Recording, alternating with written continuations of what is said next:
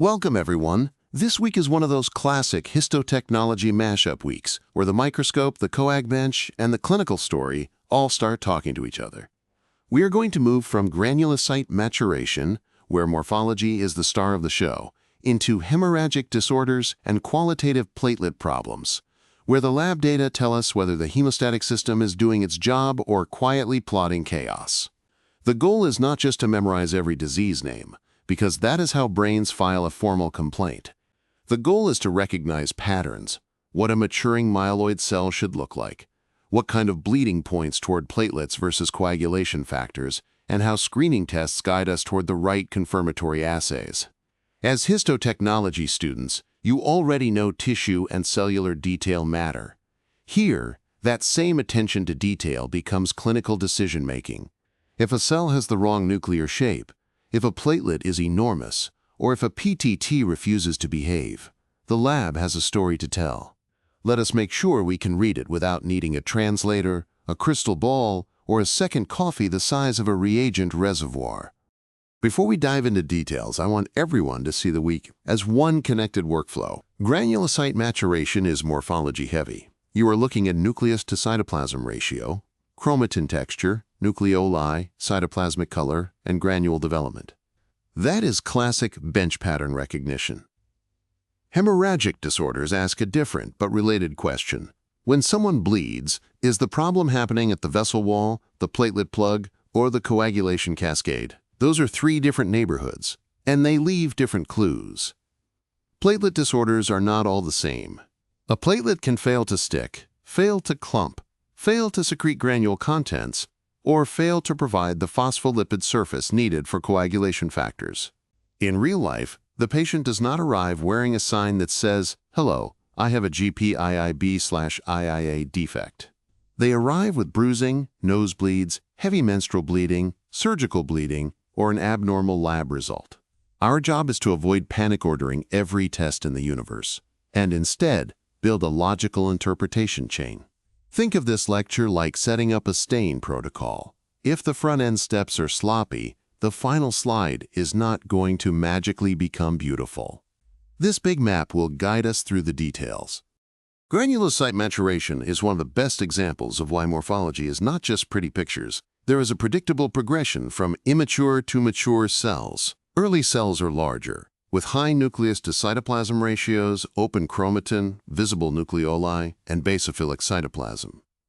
As the cell matures, the nucleus condenses, nucleoli disappear, the cytoplasm becomes less basophilic, and granules become more informative. Primary granules tell you that the cell has reached the promyelocyte stage. Secondary, lineage-specific granules tell you that you are at the myelocyte stage or beyond. This is why we do not just glance at a smear and say, "Looks purple, probably fine." We ask what features are present together. Is the chromatin delicate or clumped? Is the nucleus round, indented, band-shaped, or segmented? Are the granules neutrophilic, eosinophilic, or basophilic? In histotechnology, we care about preparation artifacts too. A distorted smear, poor staining, or crushed marrow particle can make cells look sneakier than they are. Real-life scenario. The cell that looked like a band at 4:55 p.m. may become a metamyelocyte after a calm second look and fewer end-of-shift feelings. Let's start with the very beginning of this process. The myeloblast is the earliest distinguishable stage in granulocyte maturation. Morphologically, think young, large, and not subtle. The nucleus dominates the cell, so the nucleus to cytoplasm ratio is high, around 4:1. The chromatin is loose, open, and evenly stained, and nucleoli are typically visible. The cytoplasm is usually basophilic, ranging from darker to lighter blue, and a pale Golgi area may be visible near the nucleus. A few granules may occasionally be seen, but the defining identity here is immaturity rather than granule development. In normal bone marrow, myeloblasts are present only in low numbers, and they should not be hanging out in normal peripheral blood. If you see blasts in peripheral blood, that is not a fun little bonus finding. That is a flag that needs context and follow-up. For upper-level students, the key is not merely labeling the cell, but recognizing why it matters. Blasts are part of normal marrow production, but the wrong number in the wrong location changes the clinical conversation quickly. If marrow maturation is a factory line, the blast is the new employee who has not yet been issued a department badge. Next, we see the first major change. The promyelocyte is where the cell begins to look more committed to the granulocyte pathway because primary granules appear. These are nonspecific, azurophilic granules, and their presence is the big clue. The cell is still relatively large, but the nucleus to cytoplasm ratio has decreased compared with the myeloblast, often around 3:1. The chromatin is still reddish-blue and fairly fine, but it is slightly coarser than in the blast stage. Nucleoli may remain visible. Cytoplasm is lightly basophilic, and the primary granules can give the cell a very grainy look. One practical trick is to ask, what changed from the blast? If you now see obvious primary granules and the nucleus still looks immature, promyelocyte should move high on your differential. Real bench humor. Promyelocytes are the glitter phase of granulocyte development. Once those primary granules show up, they want attention. But do not let granules alone hypnotize you. Always interpret them with nuclear maturity, chromatin, and cytoplasmic features. In a well-prepared smear, the promyelocyte should look like a cell actively stocking its tool belt before it chooses its final granulocyte personality. From here, things get even more specific. The myelocyte is where things get specific because secondary granules appear, finally telling us which granulocyte pathway this cell is committed to. This is also the last stage where the cell can divide, so it is a big developmental milestone. From the promyelocyte, where primary granules were the star, we now see lineage-specific granules. Neutrophilic myelocytes have fine, pink-tan granules. Eosinophilic myelocytes show those bright orange-red granules, and basophilic myelocytes have dark purple-black granules that can really obscure the nucleus. The nucleus is usually round to oval and often eccentric, with slightly clumped chromatin. No nucleoli are visible anymore. Students sometimes jump the gun here because the granules are so exciting. But remember, the nucleus is still round or oval. If it is not indented yet, it is not a metamyelocyte. The myelocyte is basically the student who finally picked a major but still has some general education credits floating around in the cytoplasm. Now we are at the metamyelocyte stage, and the nucleus starts to change shape, getting that characteristic indentation. Think of it as the nucleus getting a gentle poke, not a deep gouge. This indentation is less than 1/3 of the imaginary round nucleus. The chromatin is darker and more clumped than in the myelocyte, and nucleoli are definitely gone. This cell is no longer capable of mitosis. The cytoplasm clearly shows the specific granules of its lineage. This is a common spot for confusion with bands, so pay close attention to the depth of that indentation. If you are trying to decide, mentally draw the original circle of the nucleus. If it is just a dent, it is a metamyelocyte. If it is a deep curve, you are moving on. The metamyelocyte is the awkward teenage phase of granulocytes, clearly not a child anymore, but also not quite ready for segmented adult responsibilities. The band stage is all about that nuclear shape. It is bent, curved, or horseshoe-like, often described as C, U, or S-shaped. The key here is that the indentation is deeper than a metamyelocyte, exceeding 1/3 of the hypothetical round nucleus, but there are no true segments yet. You will not see those thin chromatin filaments connecting lobes. Chromatin is coarse and clumped, and nucleoli are absent. Cytoplasm is abundant, and you should see those lineage-specific granules. Clinically, an increase in bands in peripheral blood can signal a left shift, often seen with infection or inflammation. But be disciplined in your counting. One person's late metamyelocyte can be another's band. Bands are like the almost there phase of neutrophil maturation. The nucleus has loosened its tie, but it has not broken into separate lobes yet. Finally, we reach the mature segmented granulocytes, the final form. Neutrophils typically have 2 to 5 nuclear lobes connected by thin chromatin filaments, with pink-tan cytoplasm and fine granules. Eosinophils usually show 2 to 3 lobes and those prominent orange-red granules. Basophils might have a bilobe nucleus, but their dark purple-black granules often obscure it. These mature cells dominate the granulocyte population in normal peripheral blood. For us, it is about correlating morphology with normal distribution. Seeing a mature neutrophil is expected. Seeing earlier precursors in peripheral blood is a red flag. Also, mature does not mean featureless. Hypersegmentation, toxic granulation, and dull bodies can add layers of interpretation. The mature granulocyte is not boring. It is simply the version with a job badge and a parking permit. Now let us talk more about those granules and what they tell us. Granules are your best friends in granulocyte maturation, but you have to interpret them in context. Primary granules, those non-specific azurophilic ones, appear at the promyelocyte stage. They mark that first big developmental step.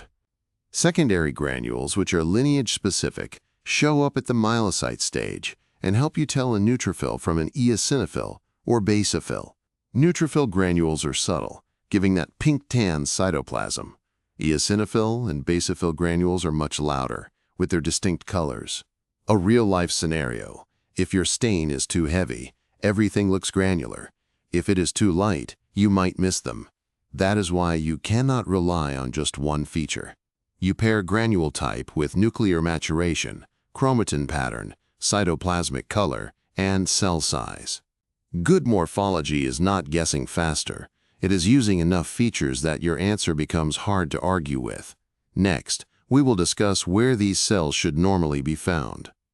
One of the easiest ways to add clinical meaning to morphology is to ask whether the cell is in the right location. Bone marrow normally contains the full granulocyte maturation series. That makes sense, because marrow is where production and maturation happen. Peripheral blood, by contrast, should primarily contain mature segmented granulocytes with a small number of bands in normal circumstances. Earlier precursors such as myeloblasts, promyelocytes, myelocytes, and metamyelocytes are not expected in normal peripheral blood. When they appear, we think about left shift, marrow stress, severe infection, inflammation, marrow infiltration, or hematologic malignancy, depending on the pattern and clinical context. This matters for histotechnology because your technical quality affects whether these distinctions are reliable. Poor smears, thick areas, stained precipitate, or damaged cells can create confusion. The best interpretation comes from the monolayer, where cells are well spread and morphology is preserved. A useful bench phrase is, "Do not diagnose from the smear swamp." If cells are piled up like rush hour traffic, move to a better area. Location within the body and location on the slide both matter. Now we shift from cell maturation to hemostasis. The first major concept is that bleeding pattern gives you a roadmap. Platelet and vessel wall disorders typically cause mucocutaneous bleeding, petechiae, purpura, epistaxis, gingival bleeding, easy bruising, and heavy menstrual bleeding. Coagulation factor deficiencies are more likely to cause deep tissue bleeding, muscle hematomas, hemarthroses, delayed surgical bleeding, and bleeding into body cavities. There are exceptions, of course, because biology enjoys keeping us humble. Von Willebrand disease can blur the categories because VWF supports platelet adhesion and protects factor VIII, but the pattern still helps. If someone has recurrent nosebleeds and bruising, think primary hemostasis first. If they have painful joint bleeds, think secondary hemostasis. In the lab, this prevents random testing. A careful history, medication review, family history, and bleeding description should guide the initial tests. Otherwise, we end up with a coagulation fishing expedition, and nobody wants to be the person explaining why we ordered half the coagulation menu, because a patient said, "I bruise sometimes." The story and the screen work together. This leads us to primary versus secondary hemostasis. Primary hemostasis is the formation of the initial platelet plug. It depends on vascular integrity, platelet adhesion, platelet activation and secretion, platelet aggregation, and VWF-mediated interactions. Secondary hemostasis stabilizes that plug with fibrin generated through the coagulation cascade. A beautiful platelet plug without fibrin support is like putting a sticky note over a leaking pipe. It may look optimistic, but it is not a long-term solution. Likewise, coagulation factors cannot solve the problem if platelets cannot first adhere and aggregate at the injury site. This is why disorders can have overlapping presentations. VWF is a perfect example because it helps platelets adhere to collagen under high shear conditions and also carries factor VIII in circulation. When VWF is abnormal or deficient, the patient may show mucocutaneous bleeding and sometimes a prolonged PTT due to reduced factor VIII. For histotechnology students, think of hemostasis as architecture. Primary hemostasis lays down the framework, and secondary hemostasis pours the stabilizing concrete. If either step is defective, the structure fails. Our lab tests are designed to identify where the scaffolding collapsed. And that brings us to screening tests.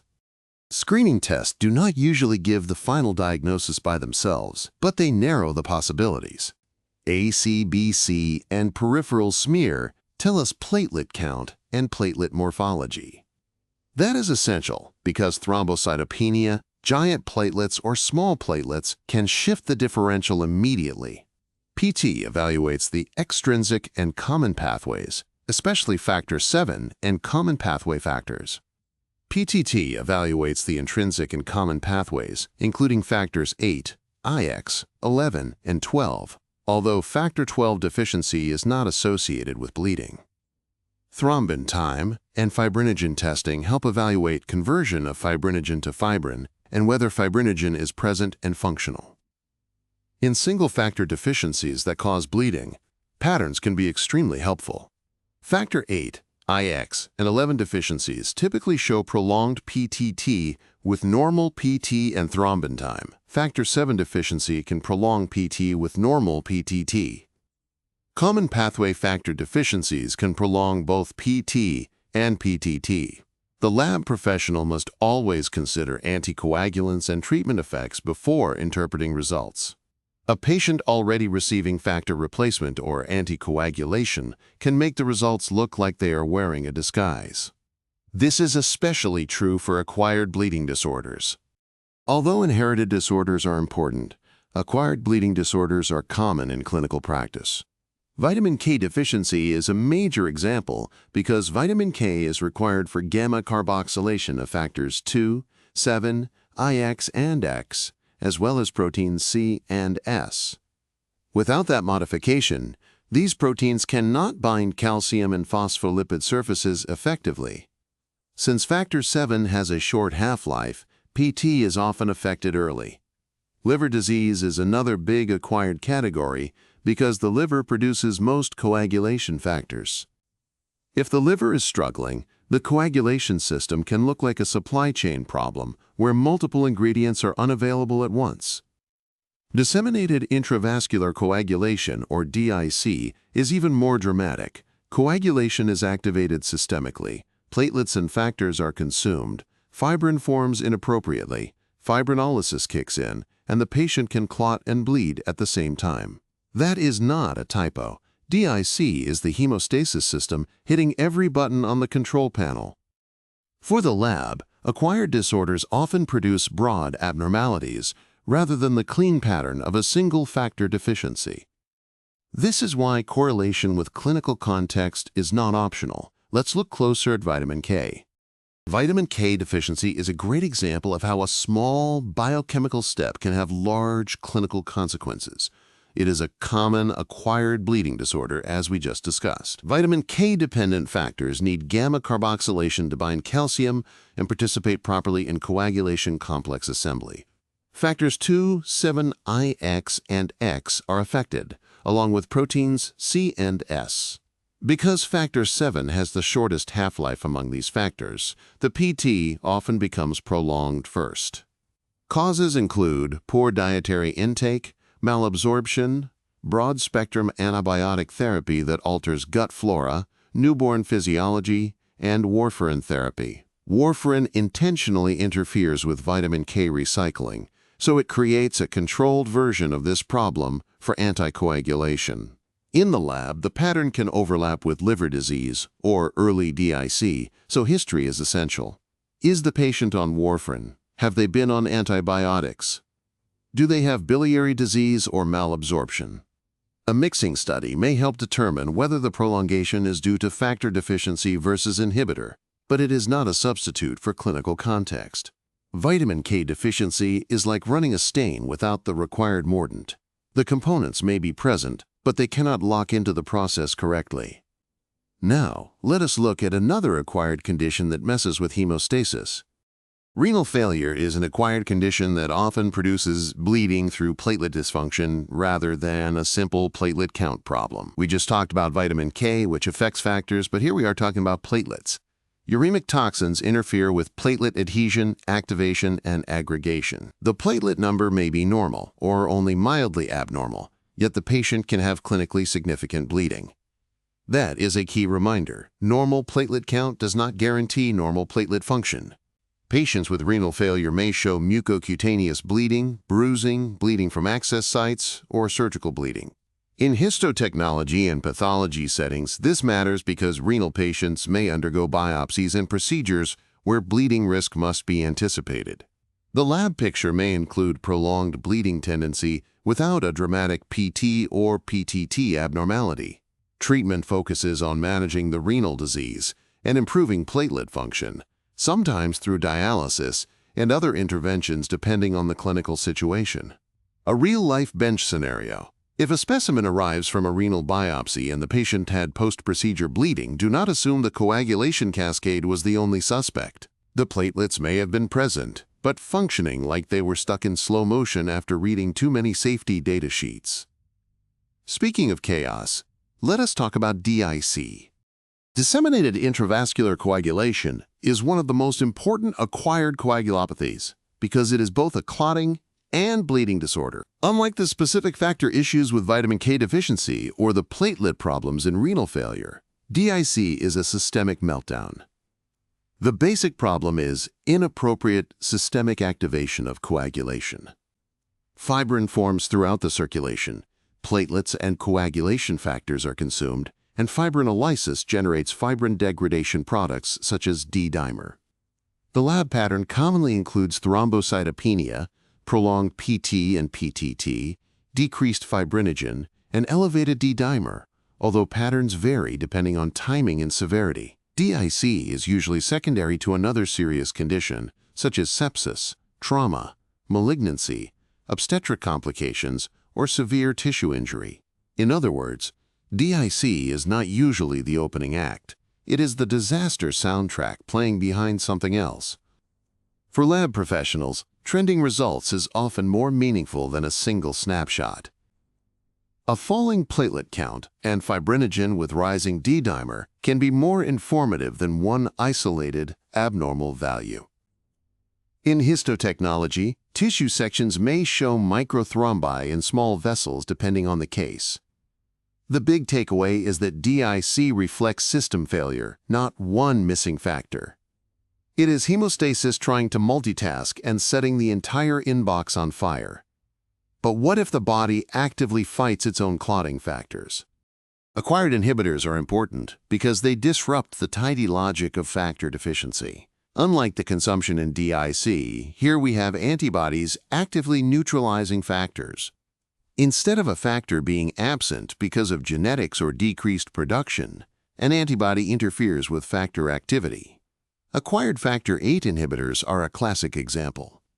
They can occur in patients without a personal or family history of hemophilia and may produce serious bleeding with an isolated, prolonged PTT. A mixing study is a major interpretive tool. If patient plasma is mixed with normal plasma and the clotting time corrects, that suggests factor deficiency. If it does not correct, or if correction disappears after incubation, an inhibitor is suspected. Factor VIII inhibitors can be time-dependent, so incubation is important. This is one of those laboratory situations where impatience can make you miss the punchline.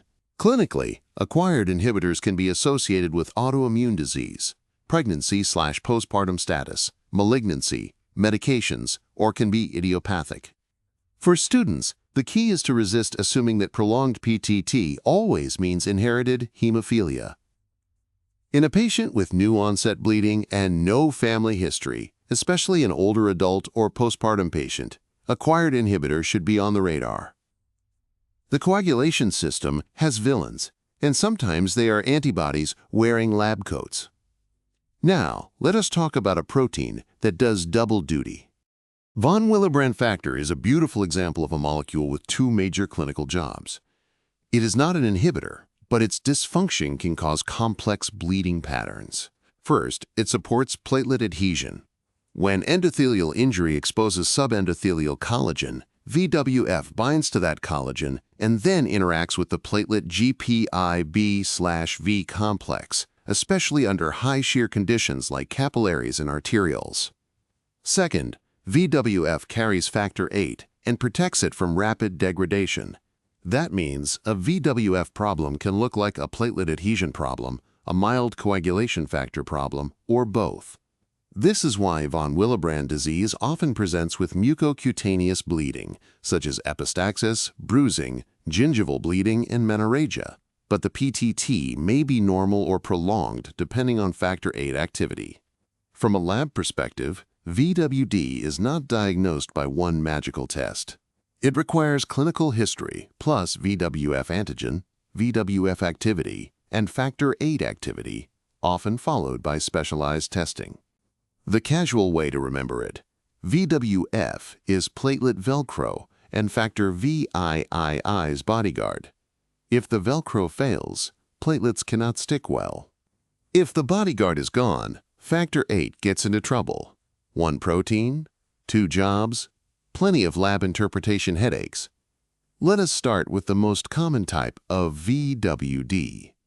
Type 1 von Willebrand disease is a partial quantitative deficiency of VWF. In plain language, the VWF that is present generally works reasonably well, but there is not enough of it. Because the problem is quantity, VWF antigen and activity tend to decrease together, so the activity to antigen ratio is usually preserved. Factor VIII may be normal or slightly decreased because VWF carries and protects it. Patients commonly have mucocutaneous bleeding symptoms: easy bruising, epistaxis, gingival bleeding, heavy menstrual bleeding, or prolonged bleeding after dental work. Diagnosis can be tricky because VWF levels are affected by physiologic variables such as stress, inflammation, pregnancy, estrogen levels, exercise, and ABO blood group. Blood type O individuals often have lower baseline VWF levels than non-O individuals, so a single borderline result is not always the full story. Testing may need to be repeated, and the clinical bleeding history matters. For students, the key distinction is that type 1 is low amount, mostly normal function. Imagine stocking the lab with perfectly good reagent, but only enough for Tuesday morning. The reagent is fine, the inventory level is the problem. This is a contrast to type 2, where the amount might be okay, but the function is not. While type 1 VWD is about not having enough VWF, type 2 von Willebrand disease is a group of qualitative VWF defects. The amount of VWF may be normal or only mildly decreased, but the function is disproportionately reduced. That is why the activity to antigen ratio is so important. If VWF activity is much lower than VWF antigen, the lab should think about type 2 disease and follow up with subtype testing. Type 2A involves loss of high and intermediate molecular weight multimers, which reduces platelet adhesion. Type 2B involves increased affinity for platelet GPIB, causing spontaneous binding, loss of large multimers, and sometimes thrombocytopenia. Type 2M has decreased platelet binding function despite a relatively normal multimer pattern. Type 2N, the Normandy variant, affects factor VIII binding and can mimic hemophilia A. Why do we care so much about subtypes? Because treatment decisions differ. For example, desmopressin can be problematic in some type 2B cases because it may worsen thrombocytopenia. The lab is not just labeling for fun. We are preventing therapy from backfiring. Type 2 VWD is the look stocked on the shelf, but the reagent does not perform category. But even type 2 isn't the most severe form. Moving from the quantitative and qualitative issues of type 1 and 2, type 3 von Willebrand disease is the rare, severe form. VWF is very low or essentially absent, so both major jobs of VWF are compromised. Platelet adhesion is impaired because VWF is not available to bridge exposed collagen and platelet GPIB/IV. Factor VIII is also markedly reduced because it lacks its carrier and protector. As a result, patients can have severe mucocutaneous bleeding and deeper bleeding that resembles coagulation factor deficiency. Laboratory testing typically shows very low or absent VWF antigen and activity, very low factor VIII activity, and absent VWF multimers. PTT may be prolonged because of the factor VIII reduction. Clinically, type 3 can be much more serious than the mild nosebleed stereotype people sometimes associate with VWD. For histotechnology students, this is a good reminder that disease names cover a spectrum. VWD is not one single clinical personality. Type the first of may be subtle. Type 3 can be severe. If type 1 is running low on paper towels, type 3 is realizing the entire supply closet is empty during a spill. The result is predictable. Everyone gets concerned quickly. To sort all this out, we need a comprehensive testing approach. Given the complexities of VWD types, von Willebrand disease testing is panel-based because no single test captures the whole biology. VWF antigen measures how much VWF protein is present.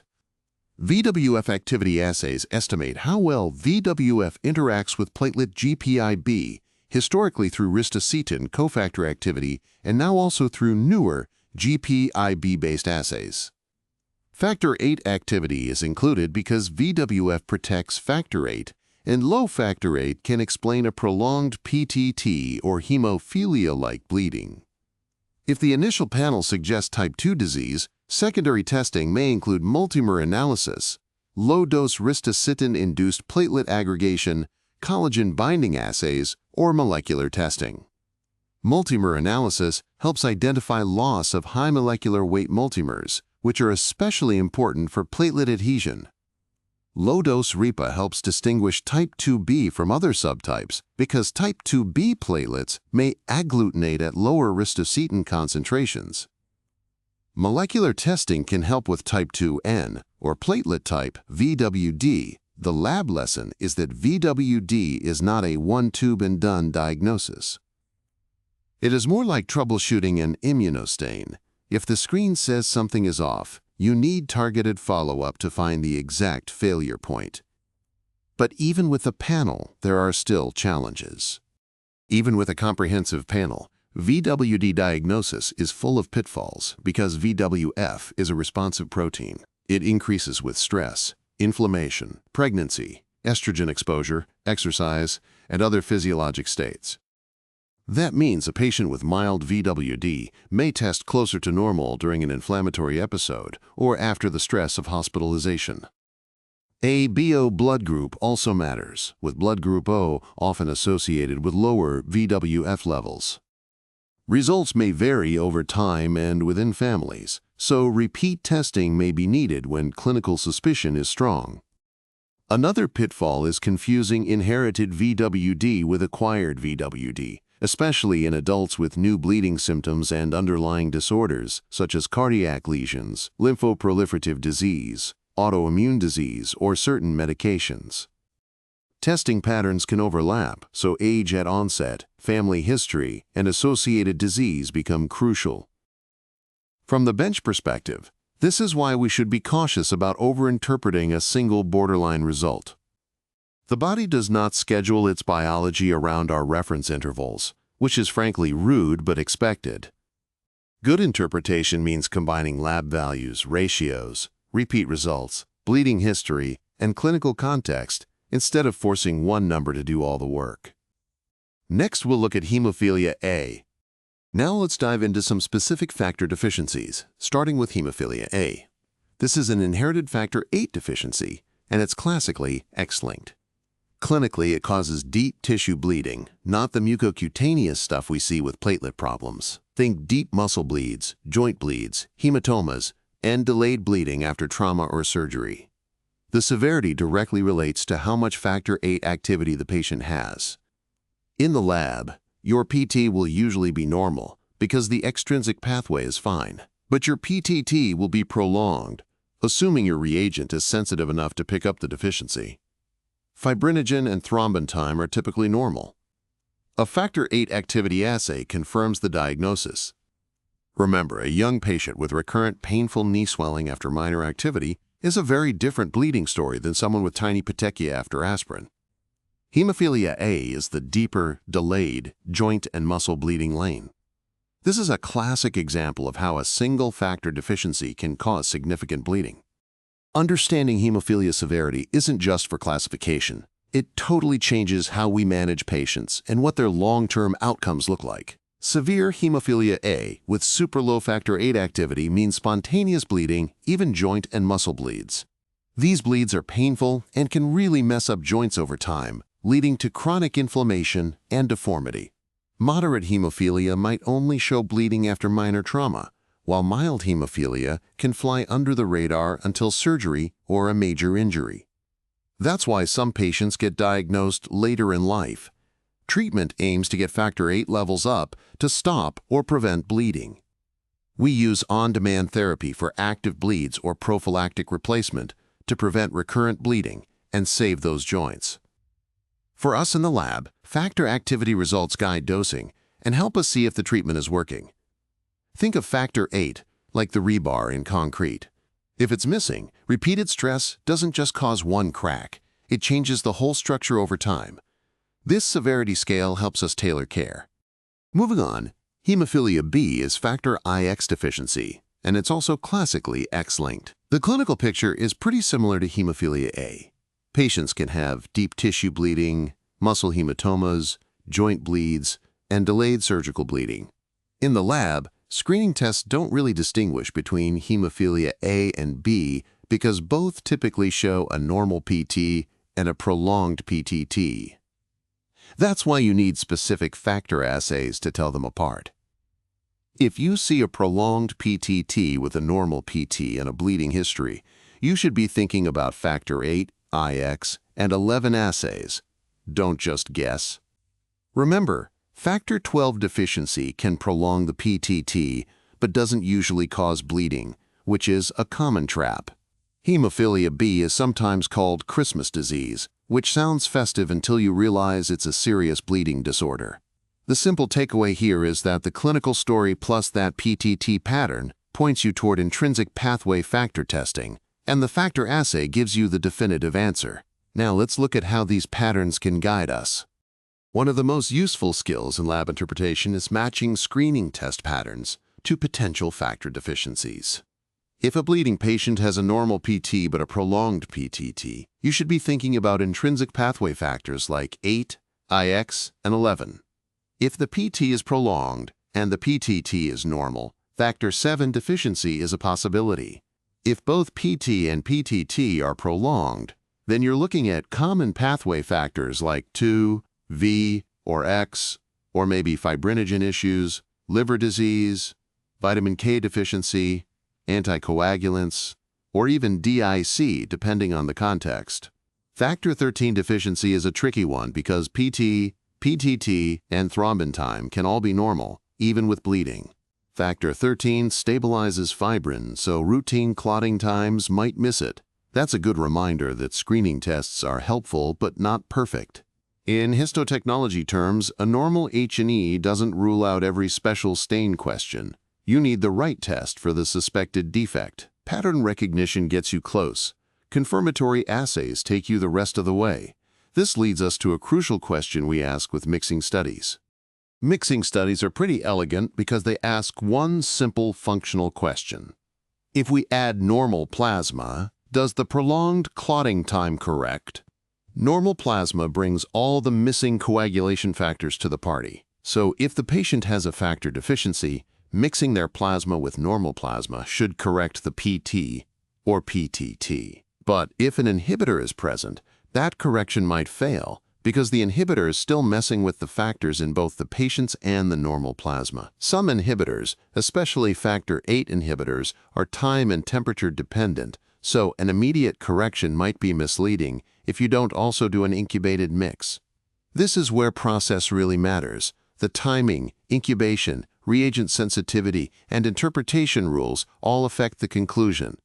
Mixing studies don't identify the exact factor, but they point you to the next step: factor assays, inhibitor assays, or other follow-up. It's like borrowing a pen. If you just didn't have a pen, borrowing fixes it. But if your backpack has a tiny goblin that breaks every pen, borrowing won't help. That goblin is the inhibitor. Now, let's shift gears and talk about platelets. We have talked about how mixing studies help us find factor deficiencies or inhibitors. Now, let us shift gears to platelets. Platelet disorders are much easier to understand when we break down what platelets actually do. Think of it like assigning job categories to your lab staff. Each job is critical, and a defect in any one can cause bleeding. Adhesion is about sticking to the injured vessel wall, and that depends on VWF and the GPIB-9-V complex. Aggregation is about platelets sticking to each other, forming that initial plug, and that is where GPIIB/IIA and fibrinogen come in. Secretion is when platelets release their granule contents, like ADP, to recruit more platelets and amplify the response. Finally, the procoagulant surface is when activated platelets expose phosphatidylserine, creating a platform for coagulation factors to do their work. A normal platelet count does not guarantee normal platelet function. It is like having a full staff, but some folks forgot their passwords. Next, we will look at a classic aggregation problem. Following our job categories, Glanzmann thrombasthenia is a prime example of an aggregation failure. Here, the problem is with the GPIIB/IA receptor, which is essential for platelets to bind fibrinogen and link together. Without it, platelets cannot form a stable plug. The platelet count and morphology are usually normal, which is a key point. This means you cannot diagnose it just by looking at a smear. Aggregation studies are crucial. You will see absent or very poor aggregation with common agonists like ADP, collagen, and epinephrine. But here is the trick. Ristocetin-induced agglutination is normal because that tests the VWF-GPIB interaction, which is fine in Glanzmann. Clinically, patients can have significant mucocutaneous bleeding. Think of it this way. Glanzmann platelets can show up to the party, but they cannot hold hands to form a circle. They are present, but they cannot clump together. Now, let us compare this to a different kind of platelet problem. In contrast to Glanzmann, Bernard-Soulier syndrome is a disorder of platelet adhesion. The defect is in the GPIB-9X/V complex, which is what platelets use to bind VWF and stick to the injured vessel wall. So the initial attachment is impaired. A major clue for Bernard-Soulier is the morphology. You often see giant platelets, and the platelet count might be low. On a peripheral smear, these platelets really stand out. Aggregation testing shows a poor or absent response to ristocetin because that is the test for the VWF-GPIB interaction. However, responses to other agonists like ADP or collagen might be relatively normal because the GPIIB4 receptor is usually fine. Clinically, patients experience mucocutaneous bleeding. Bernard-Soulier platelets are like oversized sticky notes that have lost their adhesive strip. They are big and noticeable, but they just cannot stick to the wall. Let us put these two classic disorders side by side to highlight their differences. Now that we have looked at Glanzmann and Bernard-Soulier separately, let us compare them directly. This helps solidify the differences. Glanzmann thrombasthenia is an aggregation defect, meaning platelets cannot stick to each other. The platelet count and size are usually normal. Bernard-Soulier syndrome is an adhesion defect, meaning platelets cannot stick to the vessel wall. Here, you often see a low platelet count and giant platelets. The key lab distinction is with ristocetin. In Glanzmann, ristocetin response is normal because the VWFG-PIB interaction is intact. In Bernard-Soulier, ristocetin response is abnormal because the GPIB-INIX-V complex is defective. So Glanzmann platelets cannot group together, but Bernard-Soulier platelets cannot bind to the wall. Both cause bleeding, but at different steps of primary hemostasis. Understanding these distinct mechanisms is key to interpreting platelet function tests. Next, we will explore what happens when platelets cannot release their stored contents. Moving on from adhesion and aggregation, let us talk about platelet secretion, specifically dense granules. These little powerhouses store ADP, ATP, calcium, and serotonin. When platelets activate, they release ADP, which is like sending out a group text to recruit more platelets and amplify the aggregation response. If dense granules are deficient or cannot release their contents properly, that crucial amplification step is lost. In aggregation studies, you might see a primary wave with low-dose ADP, but the secondary wave, which depends on that released ADP, will be missing. This pattern can look a lot like what you see with aspirin effect. Clinically, dense granule defects often cause mild bleeding, but it can get worse if the patient takes aspirin. It is like a lab group chat where the first person sees the emergency but forgets to send the message to everyone else. The response stays small. Next, we will look at defects in alpha granules. Alpha granules are like the platelet's protein supply cabinet, and in gray platelet syndrome, that cabinet is mostly missing. This disorder gives us a visual hint on the smear because the platelets appear pale or gray instead of their usual granular look. Alpha granules store important proteins like platelet factor IV, fibrinogen, and growth factors, which are crucial for adhesion, inflammation, and wound repair. When these granules are deficient, as in gray platelet syndrome, patients can have mild bleeding and even marrow fibrosis. The fibrosis is thought to be related to the abnormal handling of those growth factors, so the platelet's appearance on the smear isn't just cosmetic. It reflects a real organelle abnormality. It's one of those disorders where the cell looks as understocked as it functionally is. This is a great morphology meets function example for us. Sometimes, platelet problems are part of a bigger picture, and recognizing those associated clues can really help us connect the dots. We just talked about alpha granule defects, and now we're seeing how these granule issues can be linked to broader syndromes. For example, Hermansky-Pudlak syndrome involves albinism and dense granule deficiency.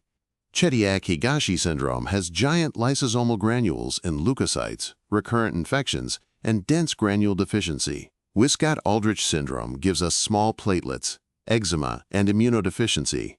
And TAR syndrome means thrombocytopenia with absent radii. These syndromes remind us that platelet granules share biology with other cell pathways. If the cellular shipping department is broken, multiple organ systems may show the effects. The smear and clinical history work together here. Small platelets in a male infant with eczema and recurrent infections tell a different story than giant platelets with absent ristocetin response. Don't let the platelet count be the entire conversation. Size, granularity, and associated features can turn on the diagnostic lights. Now let's talk about Scott syndrome, which is a bit different from the adhesion, aggregation, or secretion problems we've been discussing. This is a defect in the platelet's procoagulant activity, meaning the surface chemistry is wrong. In normal platelet activation, phosphatidylserine flips to the outer membrane, creating a negatively charged platform for coagulation factors to assemble and generate thrombin. In Scott syndrome, adhesion and aggregation might be fine, but this phosphatidylserine exposure is defective. So the platelet plug forms, but the coagulation factor complexes don't assemble efficiently, thrombin generation is reduced, and fibrin stabilization is impaired. Clinically, this causes bleeding because the initial plug isn't reinforced properly. It's a great reminder that platelets aren't just sticky cell fragments, they're biochemical work surfaces. Think of them like charged slides. If the surface chemistry is wrong, the next reaction doesn't happen correctly. Scott syndrome is the platelet saying, "I showed up, but I forgot to turn on the platform." Next, we'll look at how common medications can mess with platelet function. Aspirin is a huge player in acquired platelet dysfunction, and it's a big one to remember because its effect is irreversible. It permanently inhibits platelet cyclooxygenase 1, or COX-1, which is essential for producing thromboxane A2. Thromboxane A2 helps with platelet activation and aggregation. Since platelets don't have a nucleus, they can't make new COX-1. This means the effect of aspirin lasts for the entire lifespan of the platelet, which is about 7 to 10 days. So even a single aspirin dose can have a prolonged impact on platelet function. Other NSAIDs might inhibit COX reversibly, but aspirin is a commitment. Clinically, aspirin is great for preventing arterial clots, but it can really worsen bleeding in patients who already have underlying platelet disorders, or VWD. In the lab, aspirin's effect can look a lot like a dense granule secretion defect on aggregation studies because that secondary wave amplification is reduced. When a patient says, "I only took a little aspirin," the platelet is in the background saying, "Yes, and I will remember that for a week." Medication history isn't small talk. It's part of the test interpretation. And speaking of medications, let's see how other antiplatelet drugs target specific pathways. Building on our discussion of aspirin, it's important to understand that many antiplatelet medications are designed to hit very specific platelet pathways. P2Y12 inhibitors, like clopidogrel, block ADP signaling, which is a key part of platelet activation. Then you have GPIIB/IIA inhibitors, which block the fibrinogen binding receptor needed for platelets to clump together. And PAAR1 inhibitors block thrombin-mediated platelet activation. These drugs are super useful for preventing arterial thrombosis, but they can really complicate bleeding evaluations. If platelet function testing comes back abnormal, we absolutely need to know if the patient is on one of these drugs. Otherwise, we might start chasing rare inherited disorders when the real culprit is sitting right there in the medication list.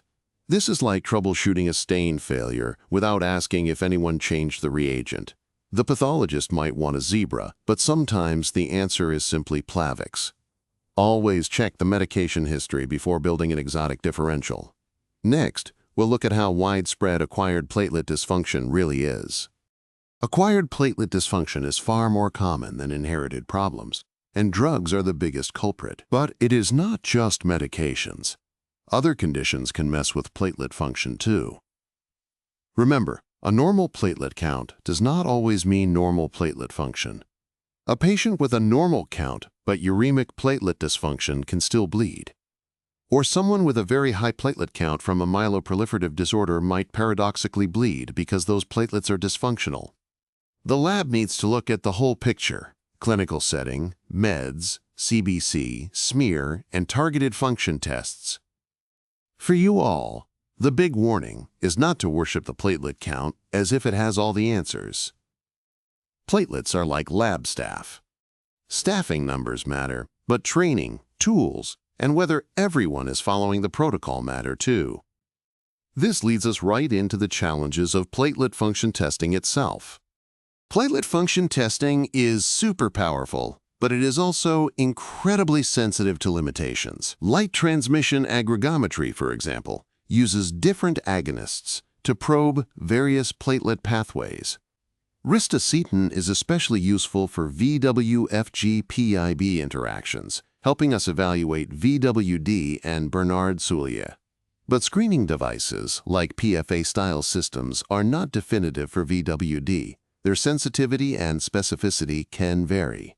Pre-analytical variables are huge here: platelet count, hematocrit, sample age, anticoagulant, recent medications, collection trauma, hemolysis, lipemia, and processing delays can all throw off results.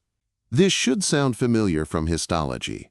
If fixation is poor, processing is uneven, or staining is inconsistent, your interpretation suffers. Platelet function testing is the same: garbage in, confusing coagulation report out.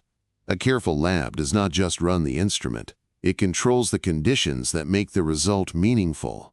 If a platelet function result does not match the clinical picture, You need to revisit everything before announcing a rare disorder with confidence. And sometimes, the problem is not even the platelets at all. Sometimes, not all mucocutaneous bleeding is a platelet problem. Vascular disorders can cause bleeding because the vessel wall itself is fragile or structurally abnormal. Patients might have purpura, petechiae, bruising, or bleeding after minor trauma, even when their platelet count, PT and PTT, are all normal. This can be frustrating because our routine lab screen does not always catch it. Think about inherited connective tissue disorders, scurvy, senile purpura, or steroid-related vessel fragility. In these cases, the clinical exam and history are absolutely central. Is there joint hypermobility, nutritional deficiency, chronic steroid use? The lab cannot diagnose every vessel wall issue with a clotting time. Histotechnology can contribute when tissue biopsy is needed, especially in vasculitis, where vessel inflammation and immune deposition patterns are key. The big lesson is that normal coagulation tests do not mean the patient is imagining the bruises. Sometimes the plumbing is fragile, even when the platelets and factors are behaving. So let us put all these mucocutaneous bleeding causes together. When a patient comes in with mucocutaneous bleeding, you should keep 4 broad categories in mind. First, thrombocytopenia, not enough platelets. Second, qualitative platelet dysfunction. Platelets are there, but they do not work right. Third, von Willebrand disease.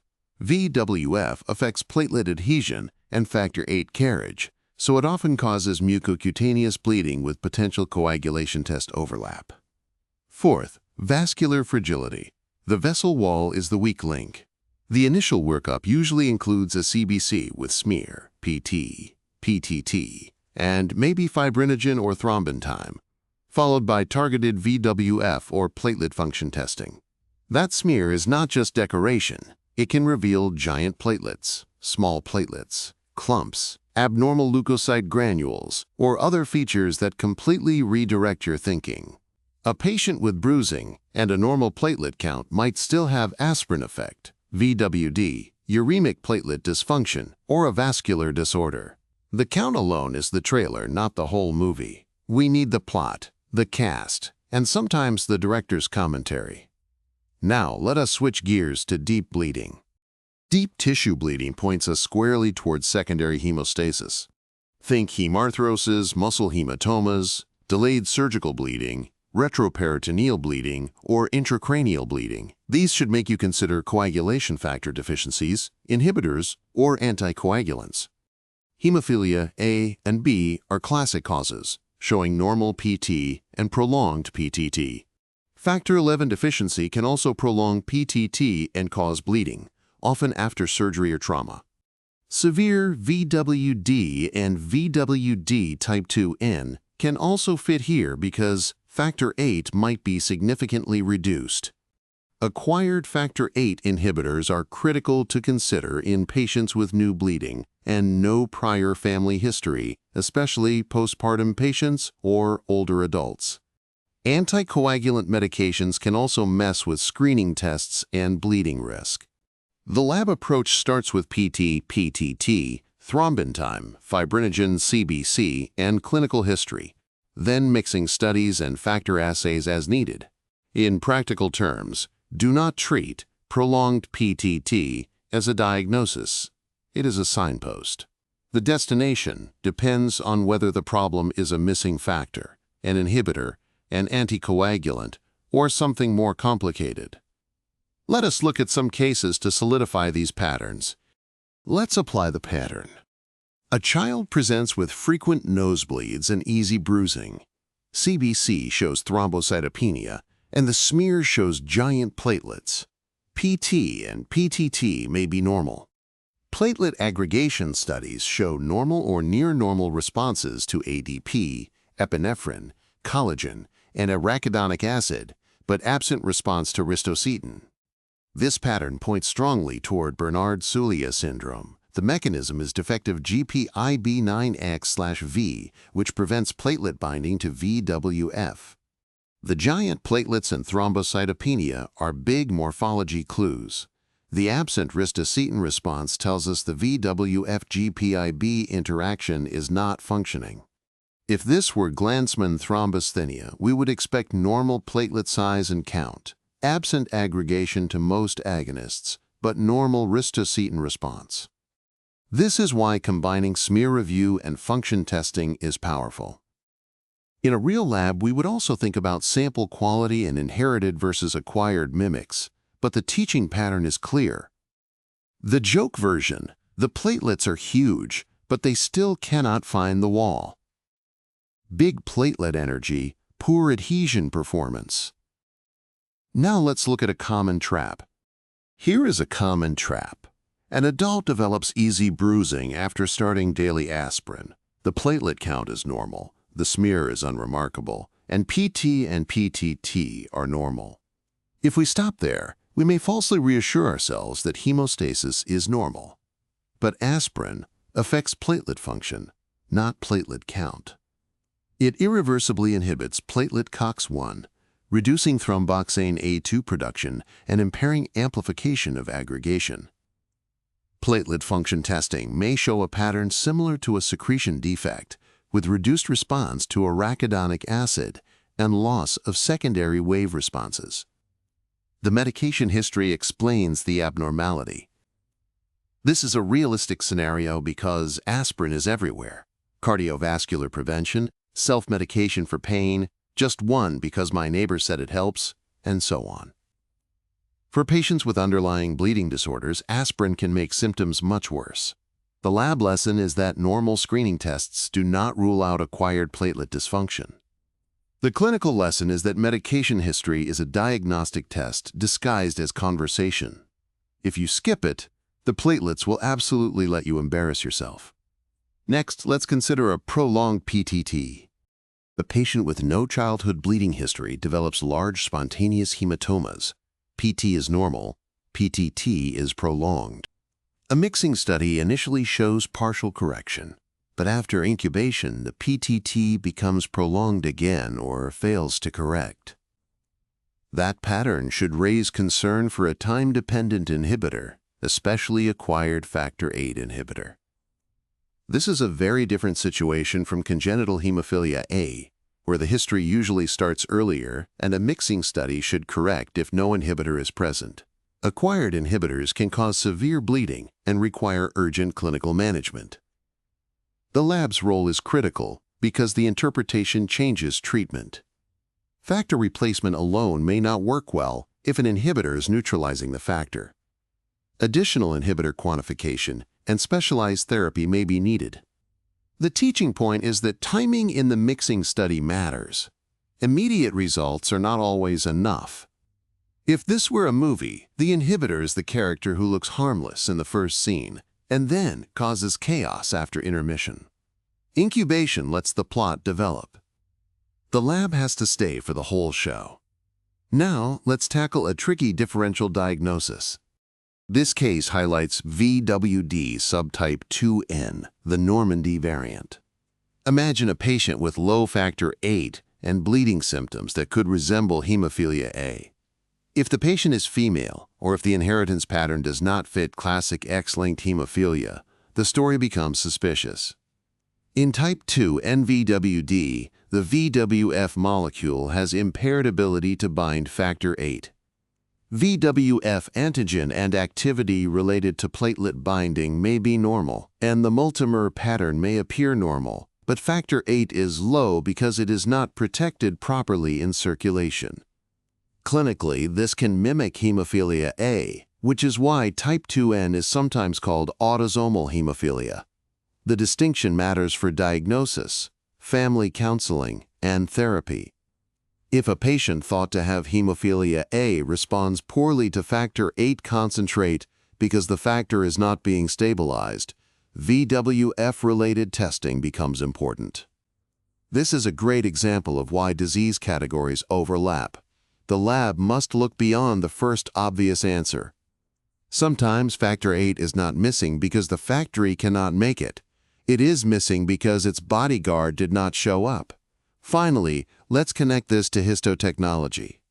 This material matters to histotechnology because patients with bleeding disorders still have biopsies, resections, bone marrow procedures, renal biopsies, and mucosal sampling. Hemostasis affects specimen collection and patient safety. A renal failure patient may bleed after biopsy because of uremic platelet dysfunction, even with a platelet count that looks acceptable. A liver disease patient may have multiple factor abnormalities. A patient with DIC may show microthrombi in tissue and abnormal coagulation tests. A patient with vascular fragility may bruise or bleed despite normal platelet count and PT-PTT. Histotechnology professionals may not order coagulation tests, but understanding them helps you appreciate why a specimen was difficult to obtain, why a case is urgent, or why tissue findings matter clinically. Also, processing bloody or fragile specimens has practical consequences. Clots, friable tissue, and hemorrhagic samples can affect grossing, fixation, sectioning, and slide quality. This is where bench science meets patient context. The tissue does not arrive in a vacuum. It arrives with a coagulation history, medications, and sometimes a very dramatic platelet backstory. Now, let's put it all together with an interpretation algorithm. A practical algorithm keeps interpretation organized. Think of it as embedding tissue. Orientation first, then processing, then sectioning. If you rush orientation, the final slide punishes you. If you rush bleeding workups, the interpretation does the same. First, start with the bleeding pattern and history. Is it mucocutaneous or deep tissue, lifelong or new? Medications. Second, review CBC and smear for platelet number and morphology. Third, interpret screening coagulation tests, PT, PTT, fibrinogen, thrombin time, and D-dimer when DIC is suspected. Fourth, use mixing studies when PT or PTT is prolonged, and you need to distinguish deficiency from inhibitor. Fifth, choose confirmatory testing based on the pattern, VWF antigen/activity/factor VIII panel, specific factor assays, platelet aggregation studies, multimer analysis, RIPA, or molecular testing. A good algorithm protects patients, conserves specimens, and keeps the lab from chasing every rare disease before ruling out aspirin. Now let's talk about some common pitfalls. Let us name the common traps. First, not every bruise is a coagulation factor deficiency. Mucocutaneous bleeding often points to platelets, VWF, or vessels. Second, platelet count is not platelet function. A normal count can coexist with aspirin effect, uremia, storage pool disease, or other functional defects. Third, medication history is essential. Aspirin, NSAIDs, P2Y12 inhibitors, GPIIB/IA inhibitors, anticoagulants, supplements, and even timing of doses can change interpretation.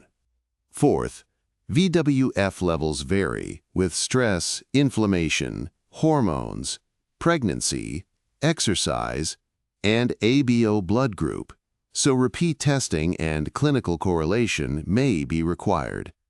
Fifth, a prolonged PTT does not automatically equal bleeding risk. Factor XII deficiency and lupus anticoagulants complicate that assumption. Sixth, do not ignore the smear. Giant platelets, small platelets, platelet clumping, abnormal leukocyte granules, and immature cells can redirect the workup. The lab is full of clues, but only if we look. The goal is not to memorize every rare disorder as a separate island. The goal is to build a mental map so the patient's presentation tells you which island you are standing on. We'll wrap up with some final takeaways. The final takeaway is to think like the bench. Morphology requires disciplined feature recognition. In granulocyte maturation, do not identify cells by vibes. Use nucleus to cytoplasm ratio, chromatin, nucleoli, nuclear shape, cytoplasmic color, and granule type. Hemostasis requires pattern recognition too.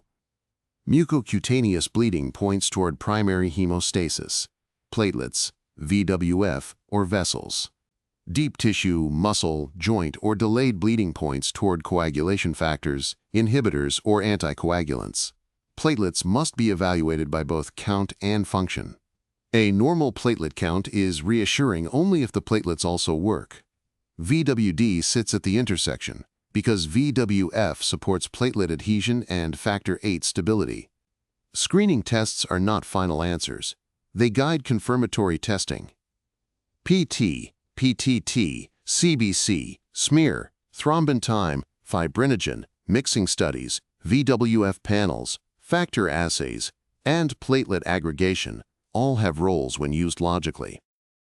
As future histotechnology professionals, your eye for detail is already a superpower.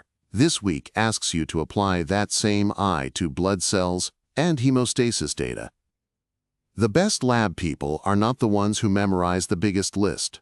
They are the ones who notice what does not fit and ask the next right question.